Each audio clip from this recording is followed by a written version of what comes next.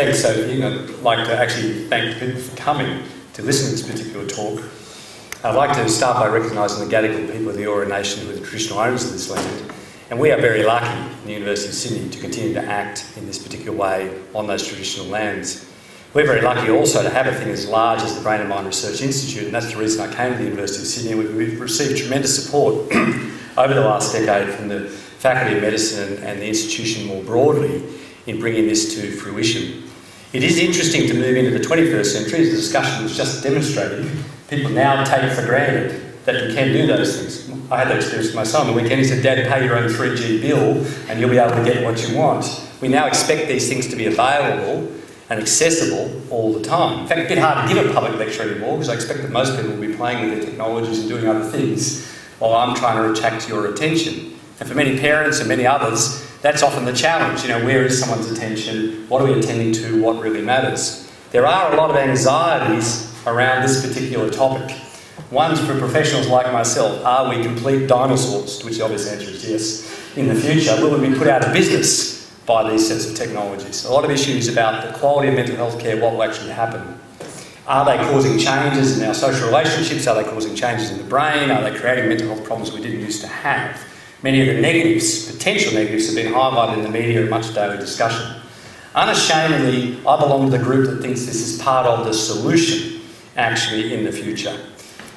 And it's really important to say there's a wide set of people who have provided support here. Important also to say none of us has a specific financial interest in any of these particular technologies, because I really want to focus on the areas in which the Young and Well Cooperative Research Centre, which is a large government CRC, of which the University of Sydney is a principal partner, with the Inspire Foundation, one of our non-government partners that really lies at the heart of this particular work, has worked continuously to look at the potential for these technologies, the impacts they may have, while also studying whether they may have unintended harmful consequences, and that they are the areas we want to take forward.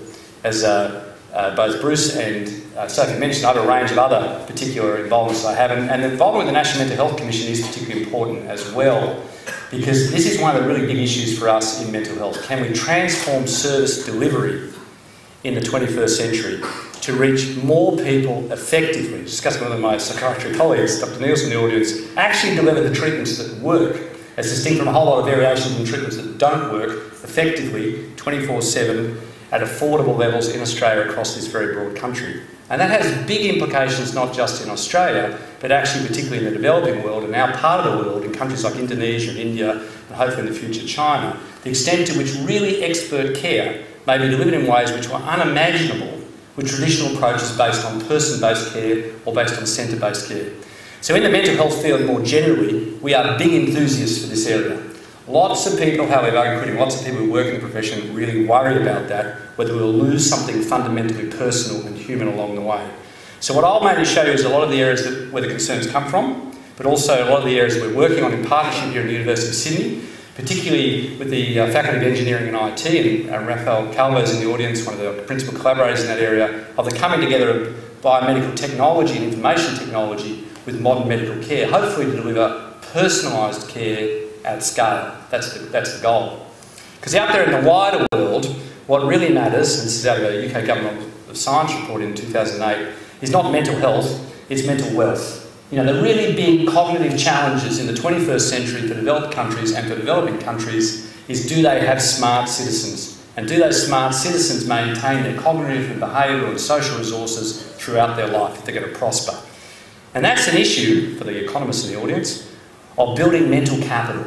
Like, how do you build over a very long period of development? Prenatally, obviously select better parents. From that point onwards, everything else you do, what is your chance of building that capital right across a particular period? One of the really interesting things about the teen area at the moment from a neuroscience point of view is the emphasis on continuing brain development and development of higher cognitive functions and improved social functions in the teenage years. So the adolescent period really matters, and I must say that beyond adolescent, particularly in universities and in higher education and ongoing employment into early adulthood, of those major sets of cognitive capacities. So a lot of my time is spent outside the direct academic and clinical environments with things like the OECD and the World Economic Forum about, can we build mental capital? Because our economic and social futures will depend on that across the whole life cycle. And can we do that in new ways? Is the advent of new technologies advantageous? And that leads to two broad areas of discussion, and I'll touch briefly on both of these this evening. One is mental health promotion, which is us all being better. That stuff that Sophie was discussing that goes on at all of our dinner tables and all of our social interactions at the moment is not just us anymore. There's phones and iPads and other stuff, and everybody else's friends joining in. Is that helpful or not? What's the impact on the key things that we know about that really do matter in terms of increasing all of our cognitive and emotional capacities and maintaining them across our whole life?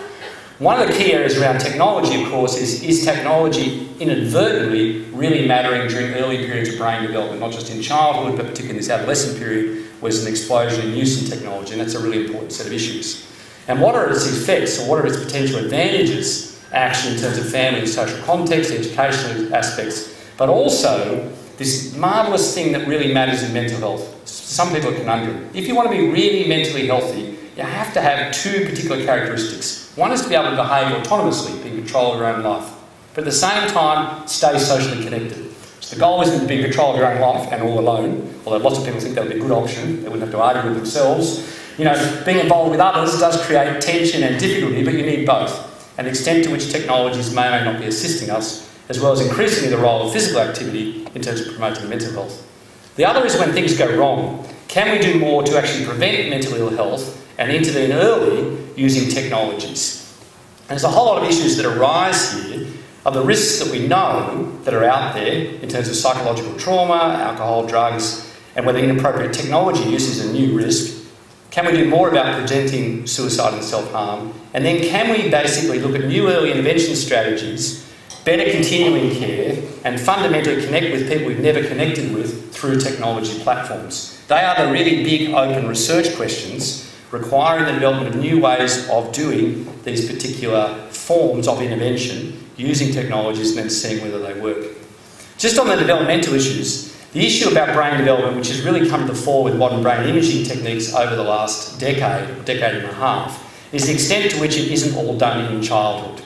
So while in childhood, the mature parts of the cortex, which are basically these sort of blue and purpley colours, eventually head across the motor cortex and head across the visual cortex, and you come to learn and read and write. The frontal lobe bits, the bits that have got to do with complex behaviour, higher mathematics, higher thought, don't really mature into your mid and late teens and carry on right through into your early adult life. And in boys, somewhat later in girls, due to puberty starting somewhat later in boys on average than in girls.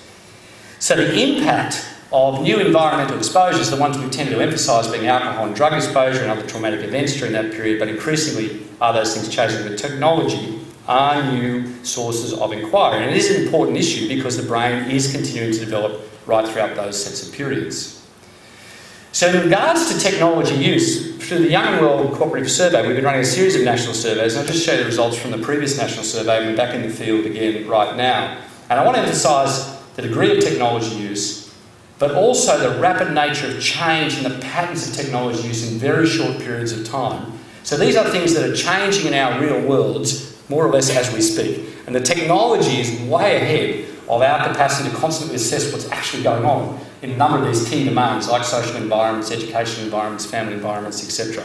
So the research itself does tend to lag quite a long way behind technology use.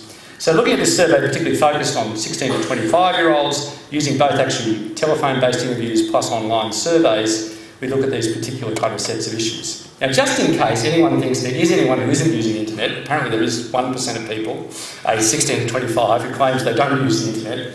I'm sure they're just the one or two people who thought they should just say no for the hell of saying no. But actually, interestingly, the great majority of Australians use the internet every day. And most, it's a large chunk of their day at these stages. For about a fifth, it's a really big chunk of their day continuously in terms of use. These are the results of how young people use the internet, and these are the figures from 2008 through the periods of 2012, so just over that 4-year period. Using email-based systems, and then increasingly this has become texting systems, which was not that common in 2008, is now universal by 2012. Using Facebook at that stage was not universal, was universal by 2012. In fact, I'm afraid to say so, but the average age of Facebook users now has moved on to be, if you don't mind me saying so, middle-aged women. Having been with Facebook last month in California, they said we've got a small problem, young people don't use it anymore, but their mums love it. And their grandmothers love it even more, so they've just changed the demographic. But as you say, the more instant forms of connection have actually moved on to replace it. But it is a very interesting thing that those things have increased social connection, not just for young people, but extending back in the population at large. And then creating your own content, a really important concept. Creating your own content, which was quite rare in 2008, is now almost universal as well, to actually be creative using the internet and to post that and to share it. So big changes over relatively short periods. In terms of the key issue of how people access the internet, this is 2008 figures, 2012 figures, go to 2013. At that stage, 75% of young people use the internet through smartphones, with additional use of iPads and other mobile devices. So basically, these things have replaced basically fixed things. So people are on the internet wherever they go. And in terms of technology use, we're not talking about desktop or fixed technologies anymore. In private, so it's not surprising his son ran out of his bedroom to tell you to get off his Instagram, because, you know, at night, 75% of young people are doing exactly that. But they're connected most of the time the rest of the day also. So it's a continuous connection, and it's a personalised connection, and it's mobile. Interestingly, in younger populations, we don't show this here, we looked in other settings, younger people don't consider that you own your phone, right? The phone is just a phone. You nick somebody else's phone. It's not even personalised to you. It's just something to be shared. If you can grab your parents or anyone else's, it's yours. So the sharing the technology is just to create this universal, hence the experience here. Everyone just expects the internet's on. Perhaps the University of Sydney haven't quite got to the point of expecting everyone to be wired all the time for free through a network, although that is clearly where one is headed in the wider world, that people will be connected through available devices, at least in Australia, universally. We particularly focused on issues related to young men because of young men's relative non-use of mental health services and relationship with distress. And actually looking at issues related to the proportion of young men that are distressed, which is quite high, 42% of people in the sample experiencing moderate to high levels of distress. And that distress isn't just distress, you know, there's significant amounts of suicidal ideation running through those populations as well. That is quite significant in this particular period. So a lot of the distress we see in teenage years is not trivial in terms of its potential impact. But also the relationship between distress and then use of the internet. So those who are showing the dark figure here at moderate to high psychological distress basically use the internet more hours on non-school, non-work days and more hours on school days. So those who are distressed are actually using the internet more. And in terms of, we're particularly interested in their nighttime use and their use after 11 PM, because we're interested particularly in an obvious potential adverse impact on sleep-wake cycles, is that basically the more distressed you are, the more that you are actually using those sets of technologies late at night as well. So there's more use and there's more late at night use. Interestingly, actually, if you then go and go, well, what are the people who are doing additionally who are distressed? Are they talking to people about those particular things? Well, they are. You know, so they're not talking to me in my office, but they are talking to other people in increased rates, including other young people, and seeking help actually over the net. So it's kind of interesting conundrum. We think, oh, too much net use. And they think, well, hang on, what are they doing with that net? Well, some of that time is actually talking to other people about those sets of problems and actually seeking help in particular ways. So like much of the evidence in this area is something of a double-edged sword. The amount of use seems excessive, but some of that use is being used in a way that might actually be something we need to tap into and make more use of.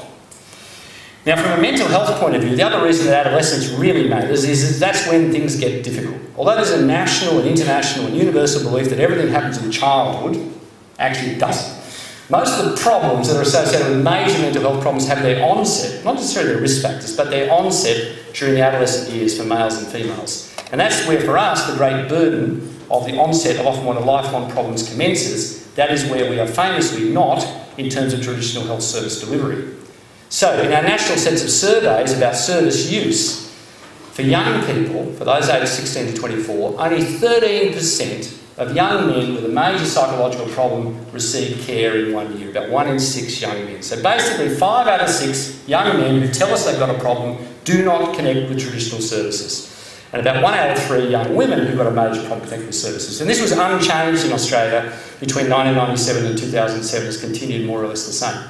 The amount of service used amongst middle-aged people when using the new psychological services through Medicare has slightly increased in recent years, but largely young people have stayed outside of the traditional service systems.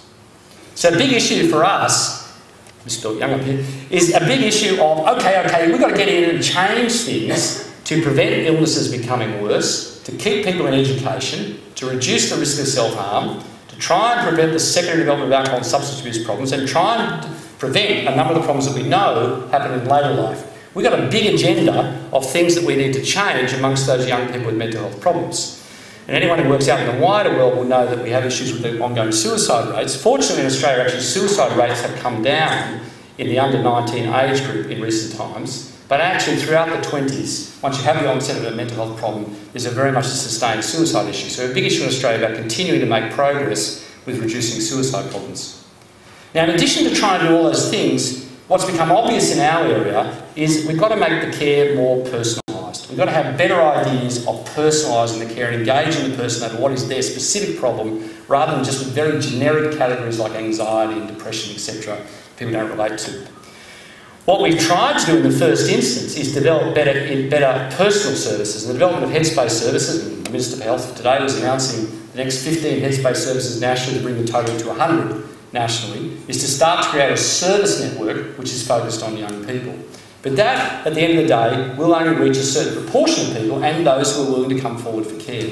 So the other really big issue, if we're going to go to scale, be evidence-based and personalised care, is e-health part of the solution. And that's where a lot of our efforts are focused. So we recruit people certainly through our existing headspace service, and we're very fortunate to have one here in Camperdown as part of our brain and mind research services. We also have one in Campbelltown in Western Sydney. And from those services, we've been collecting data about the sorts of problems that are common in primary care, the degree of disability, the degree of suicidal ideation, the degree of substance abuse, all the issues that show these are not trivial. They're major sets of issues if you can connect with young people, but we're still only connecting with at best 1 in 3 of those in need.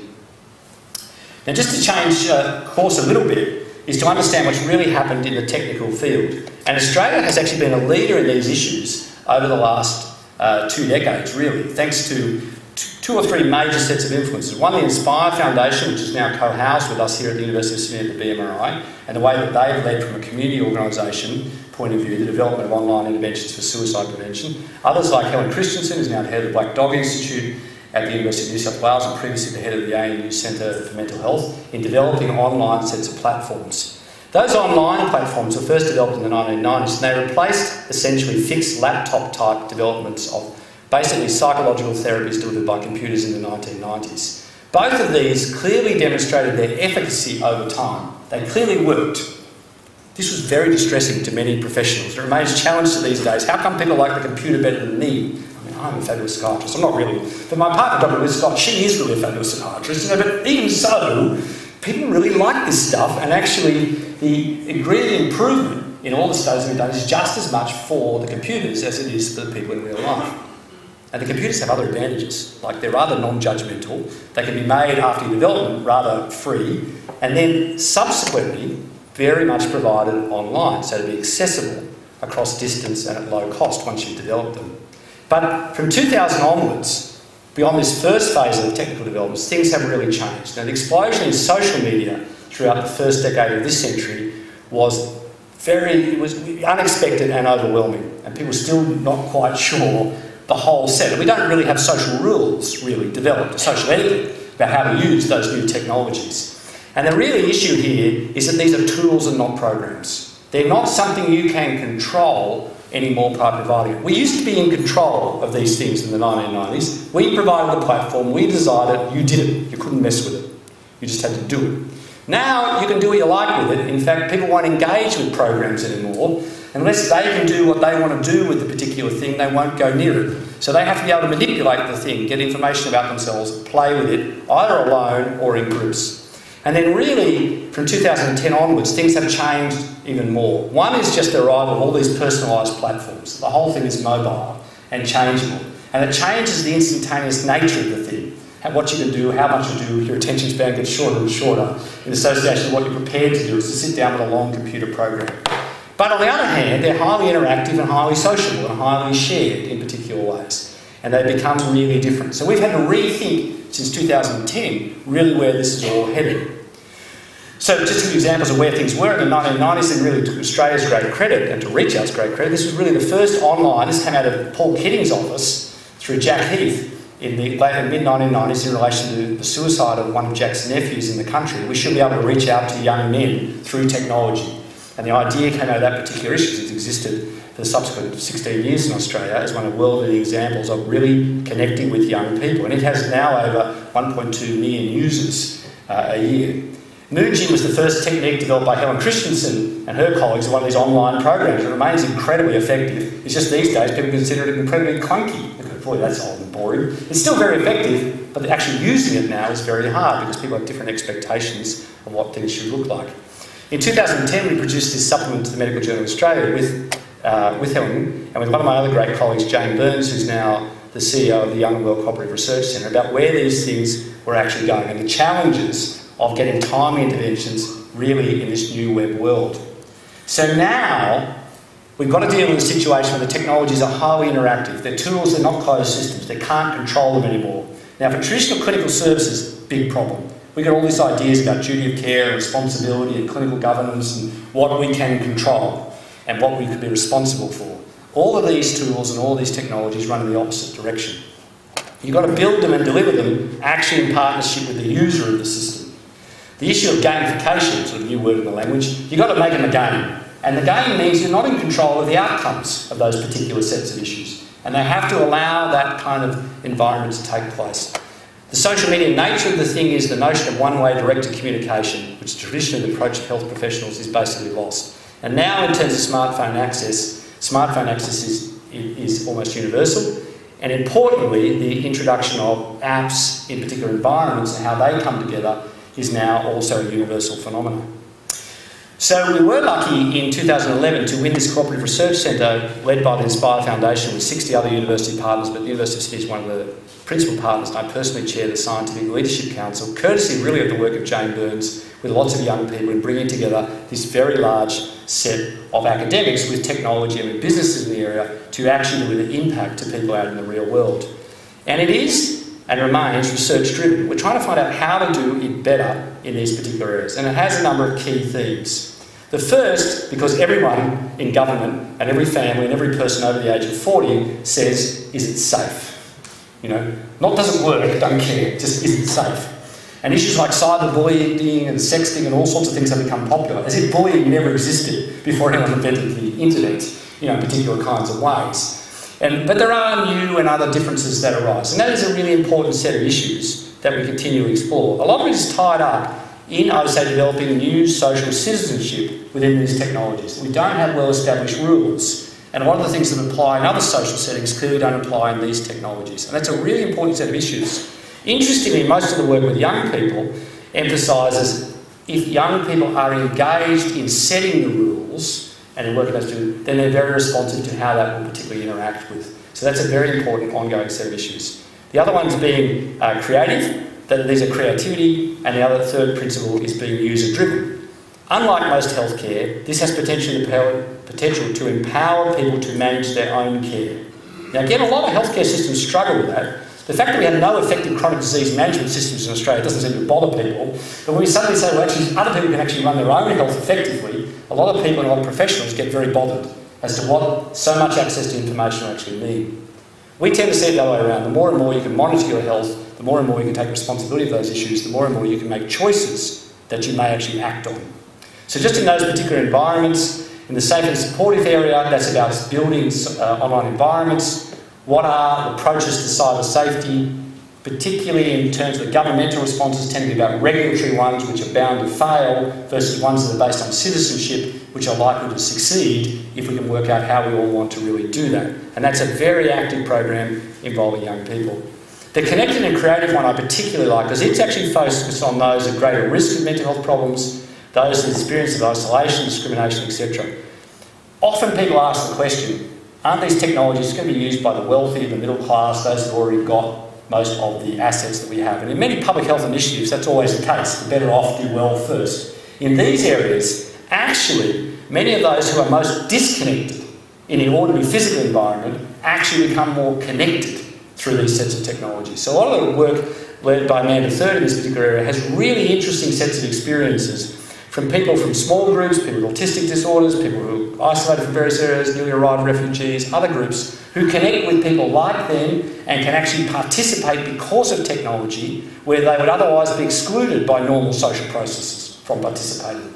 And that's a really interesting evidence base that's emerging about communication styles and connection styles for many people who are traditionally disconnected, and where their disconnected has been their principal risk factor to development of mental health problems. And the bit that we are personally tied up with most of the BMRI has to be with user-driven and empowered, using these programs to actually drive healthcare. So there's a range of tools being developed as part of the CRC, Link being actually connecting young people with the right tools, directing them in the right direction. Many of them, I'm sure, have had the experience of going to websites and places, or going to Google and can't find where to go to find good information in many of these sets of issues. Developing clinics, I'll talk about some of the approaches we have at the University of Sydney later on. We're particularly tied up with online professional clinics and more interactive tools. And I must give great credit to Tracy Davenport, who's in the audience, who's the director of our particular issues about developing online clinics and our other tools, which I'll show shortly. So we're at the University of Sydney, particularly tied up with trying to develop novel products in this modern environment that may be of assistance. And we've done this really much in partnership with CRC and with Rafa Calvo, also in the Department of Engineering, the Faculty of Engineering and IT in this university. And to give a few examples of different types of technologies that we have under development. Ones that focus on using apps, others on more complex systems of monitoring. What we may do here, we will do here at the University of Sydney from 2015 onwards in terms of mental health promotion for our students. The really challenging area of clinics, and then other particular tools that are being developed in the internet age to respond to the technology used in that age, to be in the environment. So rather than going to young people's environments or technology environments and telling them what to do, like read our books, do our courses, or they go, nah, forget it. That's what you used to do in clinics which you've taken online, we're not interested. Actually going into their environments and trying to use those environments in a therapeutic or assistive way. And just to, in case you see Rafa in the audience, Rafa's very much tied up in the areas of positive computing, and we have a lot to learn in those areas. We also have, just as an aside, other sets of tools which I won't discuss being developed in other areas. This is my personal favourite. This is an EEG monitoring system for treating yourself for your own ADHD, right? By using brainwaves to concentrate and drive machines. There are all sorts of technologies being developed, some under FDA consideration, not for us, but for other university partners, for things you'll be able to train your brain to do. But back in the teenage area, we focused on some really big issues that we think are relevant to particularly anxiety and depression in teenagers. One that we've developed with the Inspire Foundation is called Recharge, which is about moderating the sleep-wake cycle in a 6-week program to help monitor and change your behaviour. And to give you an idea about this, hopefully.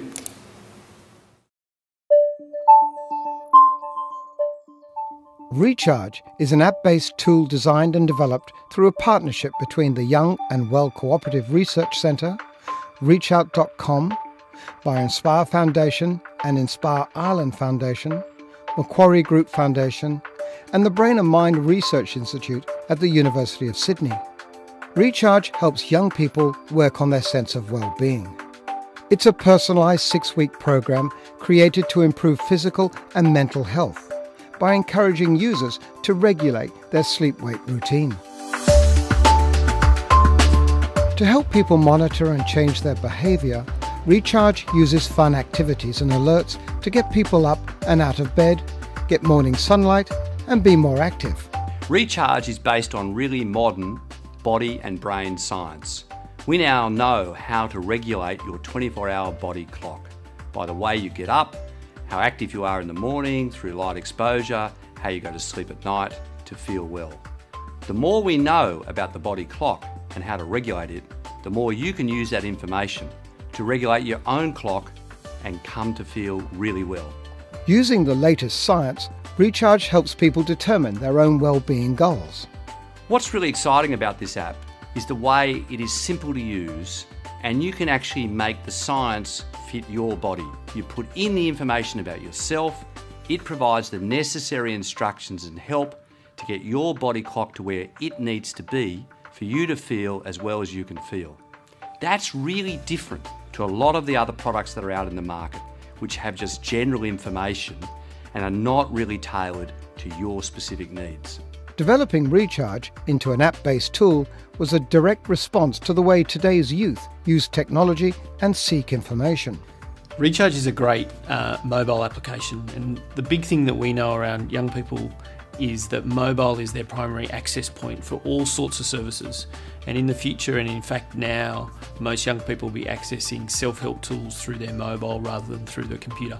Reachout.com is a mental health service for young people, and one of the things that's critical to our success is the involvement of young people at all stages of development. And we really wanted to take this through into developing Recharge so that not only was it able to improve their mental health, but critically it was something that young people wanted and needed. Working with the Recharge team, the agency helped build a clinically relevant and engaging program.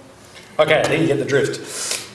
I hope you get the drift. That the whole critical elements about design, about monitoring, about making the link between sleep-wake cycle and your mood, about building it over a program, being able to track your own progress. In other words, you determine how you do it, you set the goals, you set the timing, you interact with the science to personalise the program and do it simply through an app.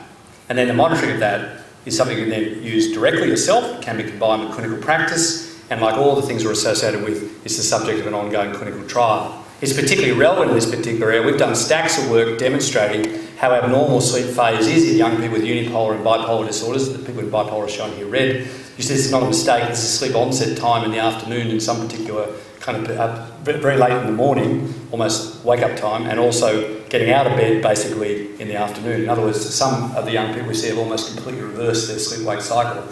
But rather than just talk about what the problem is, these kind of things are designed to do something about that. Also, we're involved in a lot of work actually looking at functional analysis of activity patterns during the day and the extent to which activity patterns are actually changed. So we've done a lot of work, again, with these sort of technologies to monitor these sets of issues on an ongoing basis. But the app itself then cuts to the chase of, okay, rather than just showing what it is all the time, basically the app itself should be actually running to actually make a difference, that you can work your way through these programs, see all the various elements, set your own goals, basically look at the key elements that matter: exercise, light exposure, wake-up time, etc., and work on particular theories. So very simple in terms of its straightforward nature.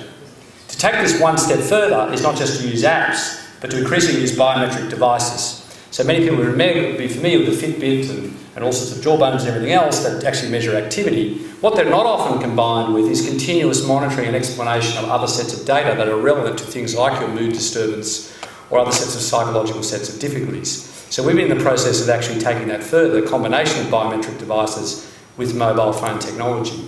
The School of Electrical and Information Engineering and the Brain and Mind Research Institute at the University of Sydney have partnered to develop innovative software and hardware systems to facilitate the implementation of prevention and early intervention strategies for people with complex medical and psychological health problems. The team is multidisciplinary, involving leading researchers in software engineering, computer engineering, physical and mental health problems. In one project, the team is developing a device called UBWell that couples monitoring of a range of biometric markers using wearable sensors with experience sampling and smart internet-based applications. So how many people are we talking about that would benefit from a device such as UBWell? Currently in Australia, about 1 in 4 Australians will develop significant mental health problems, anxiety, depression, substance abuse, and they'll have their onset actually before the age of 25. That will then lead to further physical health complications, putting them at risk of diabetes, heart disease, obesity as they age. What we fail to do is engage with many of those people when they're young, when they've got these risk factors, mental health problems, anxiety, alcohol and drug use, gaining weight, becoming inactive, and help people to change their lifestyles then and there when they're struggling to actually not end up with chronic depression, unemployment, substance abuse, diabetes, and all of the complications they're going to have by the time they're 50. As people actually develop these problems in their 40s and 50s, we still fail to engage to actually modify those factors then on an ongoing basis. I've been a clinician all my life. I reckon I do a great job with the 10 people a day I see who are fortunate enough to see me in central Sydney and get through our complex health system and finally find out something about what's wrong with them and finally enter into doing something about it. But that's my limit. 10 people a day. And that's if I worked full time at it. Maybe 50 people a week. Right at the moment, only about 1 in 6 boys and 1 in 4 girls who has a major mental health and physical health problem actually enters into disease modification and prevents what happens. Okay, so the drift to that is that actually the combination of biometric monitoring, going beyond the sort of Fitbit jawbone issue to actually systems that interact with smart other web-based technologies that feed back continuously to actually provide more information early in life, and then seeing a range of outcomes by particularly bringing physical activity into bear. We're using that in association with other programs with independent intervention. We're providing monitoring and seeing what happens. Now, we're very lucky at the moment to also have an NHMRC Centre for Research Health Excellence about optimising treatment for young people. So one of the issues here is actually using the interventions that we've got, but actually combining them with these technologies to actually get better monitoring of actually outcomes. And that's part of an international collaboration, particularly with our great friends Kathleen Merikangas at the National Institutes of Mental Health and Jan Scott in the UK, who are similarly using these devices and similarly these monitoring approaches to actually monitor throughout the course of illness what is actually happening. The next big step, though, is could you really take what we do in clinics and start to actually change clinics in a way that combine the best of a clinic online with the best of these self-monitoring and tool-based sets of technologies. So the big task we have in the Young and Well CRC, particularly here at the University of Sydney, is can we demonstrate that an online clinic does as good a job as our existing headspace clinics?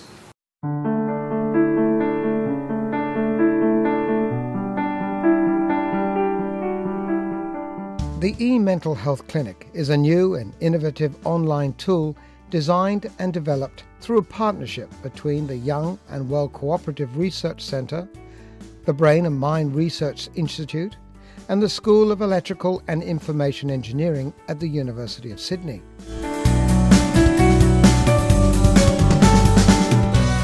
The eMental Health Clinic aims to deliver best practice clinical services to young people experiencing mental health problems. By making use of current technologies, the eMental Health Clinic jumps traditional barriers and makes clinical care accessible, affordable, and available to young people wherever and whenever they need it most. In turn, this puts the young person back in charge of their own health care. But what's the importance of the eMental Health Clinic and who will use it? The eMental Health Clinic is a genuine innovation to see whether we can deliver clinical services online. No matter where you are, if you could be in contact with us, can we actually provide you with the clinical services that you would otherwise receive if you came in and saw us? New technologies give us the capacity to really produce something as good as, if not better, than if you literally came in to see a health professional. In the world of mental health, particularly for young people, the great majority of young men and most young women who've got a major mental health problem never receive any care. What is so interesting about the eMental Health Clinic is that we'll be able to jump over some of those real barriers. Be accessible, be affordable, be available when you need that care, and use the technologies that young people would prefer to use to make contact. They can be in control, they can get the care they need, we can respond in a completely different way and track through technology how they're doing, are they improving, what is happening. For the first time, technology gives us the opportunity to be there where we need to be at the time that young people actually need help. So how does it work? On the homepage of the eMental Health Clinic, a new user views a welcome message presented by Professor Ian Hickie. After logging in, the user then views an introductory video and goes on to complete a series of questionnaires to assess their mental and physical health. On completion of the questionnaires, the system produces a dashboard of results, which might suggest the user considers booking an online appointment to video conference with a clinician in the coming days. The dashboard of results also informs the clinician of how best to structure the 15-minute video conference. Hi Joey, welcome to the eMental Health Clinic. It's really good to meet you. I want to introduce myself. I'm Dr. Meredith Gray and I'm one of the psychiatrists attached to the eMental Health Clinic. I'm going to be working with you to try and improve things. I can see you're not alone. Yeah, I'm with my girlfriend Amanda. She helped me find your online clinic and set up this video conference. So if you're okay, can we do this interview with her? Yep.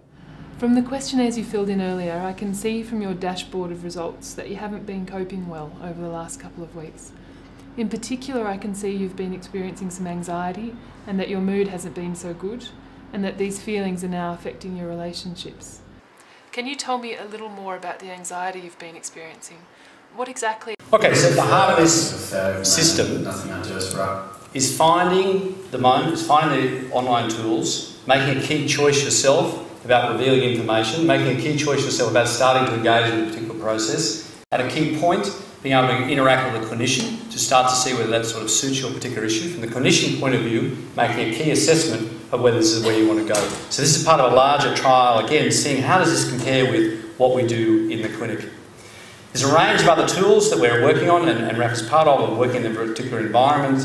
One's working with actually group-based sets of therapies and using natural language processing techniques for automated systems for online groups being a big issue now in our world. Another one being actually, can we produce automated responses to tailor language that can give automatic responses to posted online that doesn't rely on particular people. Just finally, just get one up here, the University of Sydney is committed to doing a large mental health project next year with its 50,000 students. Can we take the technologies and not just do this treatment? And just to give you a taster of what's to come here at the University of Sydney, I'm very proud of the fact the University of Sydney is actually committed to do this. This is what we hope to be doing next year, starting in February. All right, let's do it.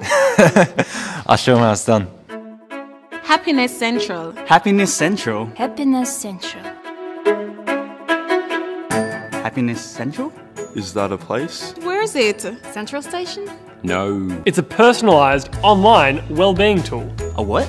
A web-based tool that helps me improve my health and well-being. And connect socially with other students at uni. So how does Happiness Central work? I develop my own homepage with a personalised wellbeing plan. I set my own goals that are relevant to me. I choose the apps and e-tools I like for the goals that I've chosen. I can improve my physical health. Yeah. My mental health. Change my sleep patterns and have better quality sleep. Broaden my interests. Feel like I'm part of uni life. Improve my personal relationships. Improve my time management skills, study and grades. That's exactly what I need. Do I have to do it? No. It's up to you. It's there to help you. To improve your health and well-being. And social connectedness. And it's there to help you improve whatever else is important to you. What do I like about it? So the whole issue there again, and I must say this University of Sydney students have been fabulous about this. They're the ones who have been under pressure for us to develop a relevant system, for them to market to themselves. And I don't know if you've got the key kind of messages that one is taking responsibility for your own mental health in the time that will be challenging transition to university. And the other big one is increasing your social connectedness. And it's really interesting the difference in perspectives that we have about this. Nearly, as I say, nearly everyone over the age of 40 sees this as socially disconnected. Nearly everyone under the age of 30 sees it as an essential part of their social connection.